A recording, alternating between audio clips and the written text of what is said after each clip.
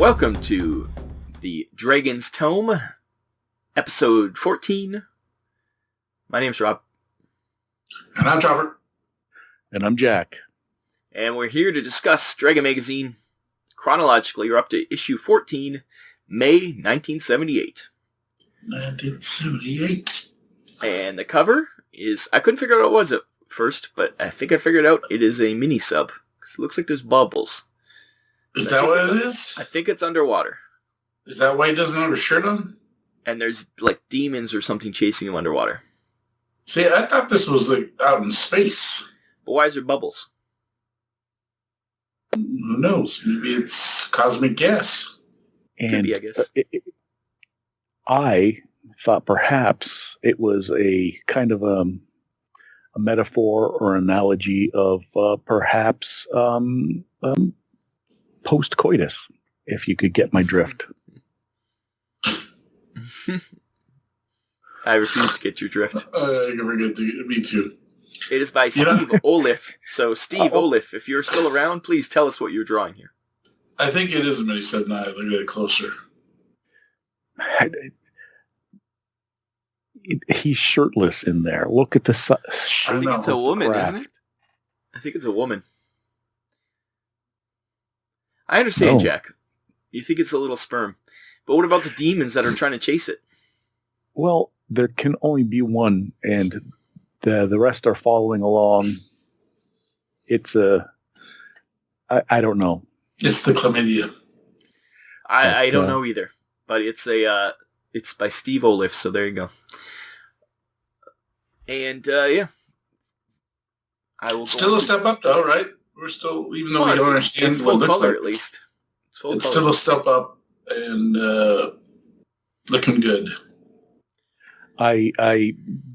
This one and last week's episode, I remember seeing these. These are starting to get iconic, where you can look and go, "Oh yeah, I remember seeing that. That made an impression."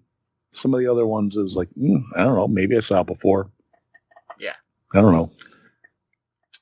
We shall move on to the Dragon Rumbles quickly. It's really just a year-end roundup. They added color this year and admit that they originally published what they had, not what they wanted to publish. Now they can be a little more choosy. So what we're getting now is the better articles compared to early on. Like I think we even said back then, they're just publishing what they have. So that's good. Let me point out, while in the Dragon Rooms, he does make a shout out to Sit Smashing. Yes. They do keep mentioning snits as a great thing, and they're making T-shirts too. And people love to play it at cons, I guess. Good for them. Yeah, I think he even calls out people for not liking it, so whatever. Screw you, Timothy. Yeah. Let's start with Pat. What is your first one, Pat? All right, my first one is on page 11, and it is the Cosmic Encounter Review. So, remember a couple issues back? Where's that? Page 11. Yep, something a little different, Cosmic Encounter, reviewed by Tony Watson. There it is. A couple issues back ago, the call out for game reviewers and everything, so I think this is one of the first articles from these guys. Jack, it's issue 11 in the actual magazine, not on the PDF.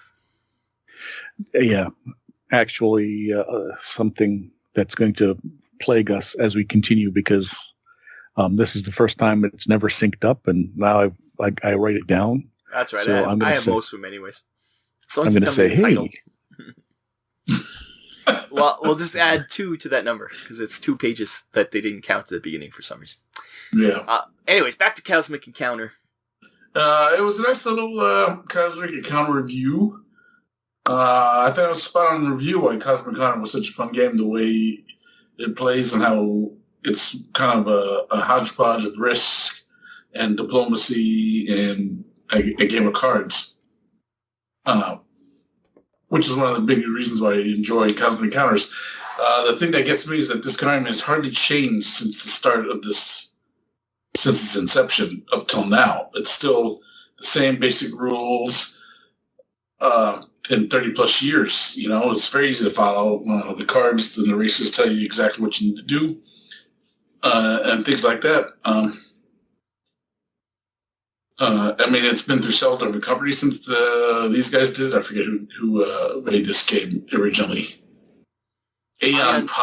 Yeah. Even Evelyn Hill got a hold of it at one point. I have 2 versions. I have 3 versions of this game, and one of them is not good. But the core game rules is still the same in that version. I think what it is they tried to not change any of the rules, but they tried to fancy it up by making little fancier pieces, because literally this game is just cardboard and cards. Wow, Fantasy Flight Games has it now, but even GW had it at one point. Yeah. So it's been through a lot of people, and to go through that many people and not get a major overhaul, and other than art. Yeah, other than art and other stuff like that, I think speaks well to how well the game plays. So the guy, what is this guy's name again? Tony. My good friend Tony. He said he really liked the Cosmic Encounters. And it was only $10 back then, which is probably expensive back then. It was, yeah. In the boxed version of it. Boxed. It's in the box. In the beginning, though, the difference now is that there's just more different kinds of aliens add to it. Expansion. So, it warmed my heart to see this review, and that everyone liked it, and they liked it, and it hasn't changed. So, cockles. It warmed your cockles. The cockles.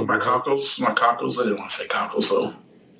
You have to. This is a classy show, Rob. You can't start bringing up that kind of stuff. Yeah. We have to bring up that. Anything else? So, no, that was my first article. I've just said, I think there's more than one game review of this thing, too, which is kind of cool. And, Jack, what is your first article? Okay, so in issue 14, we're going to zip down to page 22. Is this Jack corrected 22? The Sorcerer's Scroll. Jack's stealing mine. Your bit? And mine, too. Okay, because it is a pretty good one. Yeah, well, we'll all jump on board. Go ahead. Now, first of all, last episode was the first, the first Sorcerer's Scroll that really piqued our interest. So this one here, it's called D&D Relationships and the Parts of the Whole, and it's by Gary Gygax. And basically what it does is it says there's a new version of D&D coming out. It's called Advanced Dungeons and Dragons. I don't know. Get your panties in a twist. Yeah, don't worry. And he basically goes through kind of a primer of, if you're a beginner, stay with the basics. Advanced is just going to be different. And he postulates that there's room in this one horse town for both of the systems. And it was an interesting read. And again, he gets fiery. I don't know if that's going to become a theme, but Gary Gygax. I don't know if it's. I don't know. It's just a byproduct of being a Gygax, because even his brother got himself a little bit of trouble. Yeah, I think we can see that he's got a little bit of a thorn in his side for certain things. A little chip on his shoulder, that's for sure. And I think this was a get out in front of it moment, so that no one would be like, "Whoa, what's this? You can't blah blah blah." Abandoning D&D. He spent 2 columns worth of laying it out pretty succinctly what each role is going to be, and that there's room for both. So yes, that was my. He does make a nice clarification. The basic set was intended to be just that, a beginner set. You weren't supposed to get past level 3. Well, I shouldn't say. You weren't going to have rules for anything past level 3, which is what D&D was for. And then AD&D is just kind of a new thing. It's the future. Yeah. Well, I don't know if a lot of people nowadays know that the D&D that people play nowadays, D&D 5th edition or whatever, it's AD&D. They just talk about the A. That is not D&D, that's AD&D. So Yeah. just to let people know. So it's the AD&D is the future, and it still is going today. They just rebranded. So Gygax, crazy man. We'll get more. Yeah, and he does. I think somewhere in there, I can't remember where I saw it. He does talk about how AD&D is going to be the first 4 books. Monster Manual, These Demigods, Player's Handbook, and the DM's Guide. Mm-hmm. Yep, it's coming. Well, they don't call it Deities and Demigods, which is funny. They call it Gods, Demigods, and Heroes. But Jack is renamed to Deities and Demigods, as we know. So that's kind of cool. There you go. Anything else to say, Jack? No, that's it. That's it. Good old Gygax. Well, I'm going to just jump down a few pages to the Cthulhu Mythos Revisited. I almost didn't do that. I was expect you to try to steal it from me again. I'm amazed you did. But this guy, Mr. High Priest of the Great Old Ones in the service of the Electrotep, Gerald Gwyn, he pretty much starts bitching about how they got the mythos all wrong and which is true and what all these different things, how they should be fixed. And he really goes over that other article we talked about a while ago and how, oh my God, this is all wrong. And the hit point should be lowered, blah, blah, blah. Yeah. And he really freaks out. And I think it's hilarious that someone actually wrote a letter to the editor to He even goes in article. It even goes in about the elder sign. Yeah. It is minutia. Like some of his corrections, and there's quite a bit of them are like obscure, like not even a correction, but more like a flex that he can expand on the correction with even more information. Yeah. But he, it's pretty funny. He's just like, I know everything. You don't know anything. It's just somebody wanted to add some stats. Because I think the other one, I can't remember who the other one was written by. We'll find out because, spoilers, this comes back. But, we'll talk about it more in next issue, I believe. But it's pretty funny. That's all. I just want to set it up because it's a funny thing.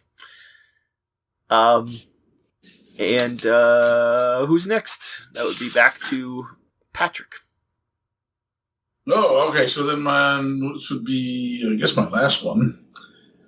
And I don't know what page it's on. What are you talking about? I will let you know. It was the Rust Monster story. Oh, 14. This was, once again, what Jack was talking about. People saying about their personal games. In that sense, yes. But in story form, this is not as egregious as... Yeah, this is what I like. It was like was something that happened to his character, and then he created a story about what his character would be doing stuck in this dungeon, and he makes it a little like an interview kind of a thing, like some guy actually talking Rust Monster to him, feeding him a Rust Monster drink, and there's like a little story about him trying to get out of the dungeon and following these fools of an adventure party who were carrying a sentient weapon that they don't know is a sentient weapon. Yeah.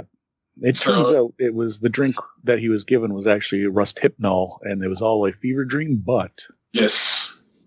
But it was a nice little story. I mean, it was a little break from everything else of tables and rules and complaints.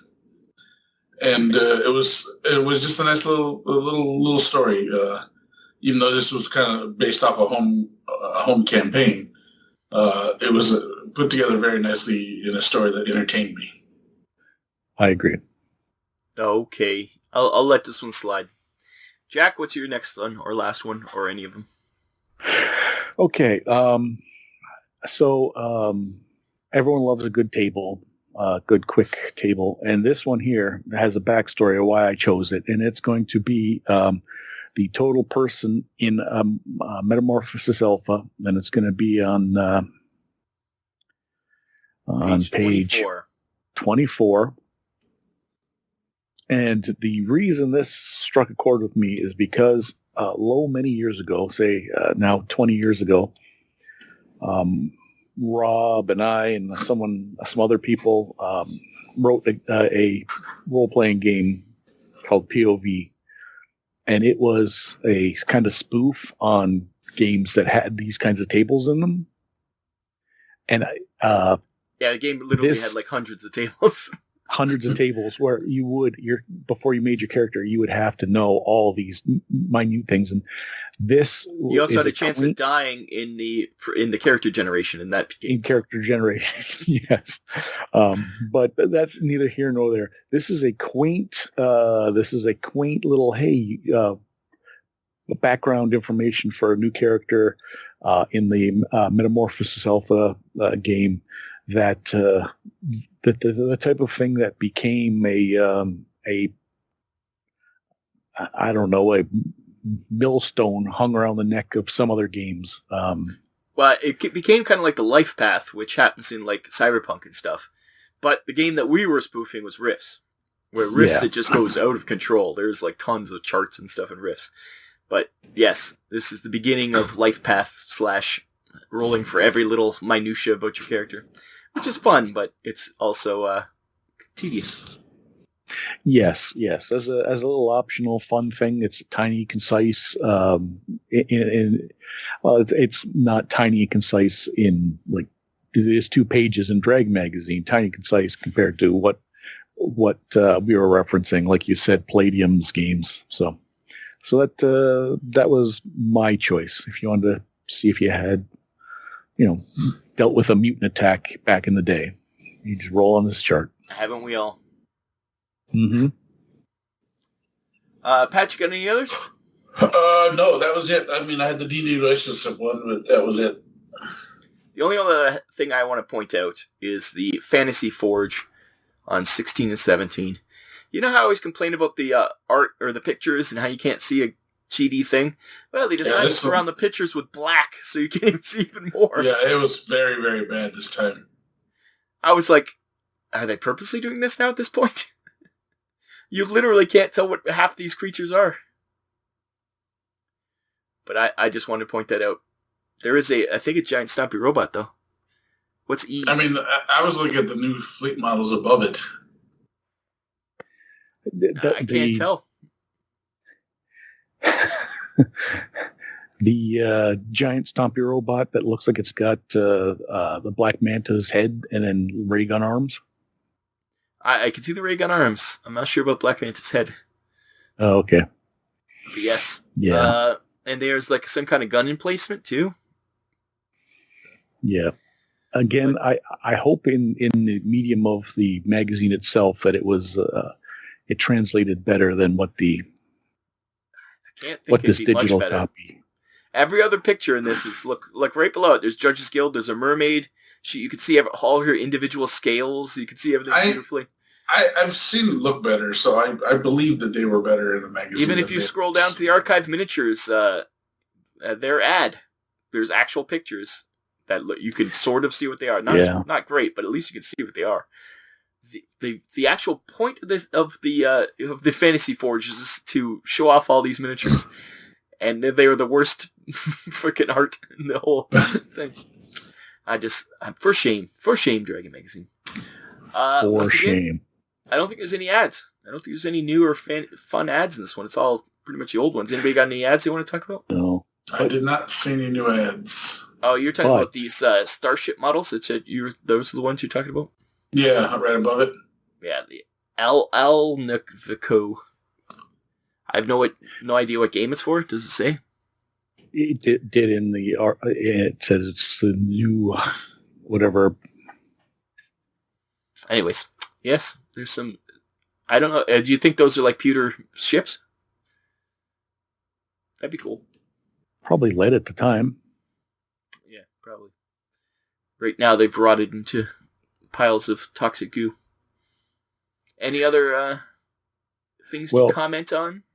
Just one. We are something that was long overdue and needed to be addressed, and I'm about to do it right now. Let's all scamper on over to page 3. Page 3. Finally. 3. Origins? A new game world on the bottom? What are you talking No. about, Jack? Winners of the first Name That Monster contest. Oh, there we go. Yes, they are. They're in here. I forgot about them. No pictures. No pictures, which I believe the monster was the picture, and right. this was the creation of that monster. And so, yeah, we have some stats. We have we have a write up, and we have some people getting their just desserts, as well as some prize winners for all these other things, honorable mentions, and it was the preamble to revealing the winners is fun because they kind of say what kind of things they what entries there were and stuff. But so now, if you wanted to play a Cursed Crimson Crawler by those nutty, I think the twins, they've got to be twins, dapper, fancy lads, Thomas and Edward McLeod. Then there it is. You can read all about their Satan's transgressions. I think it's a whole thing. Well, there we go. We finally got the winners. Finally. And we'll never know if Anne Corlin stole the Ulick from somebody else. We didn't look that up in between from last week's episode. We should have. We had a whole week to look it up. We should have looked up what it must be similar to another name. Yeah, wow. It's not a long name, so Ulick could be for something else. Well, Ulick could be something else. Yes. We'll wrap it up.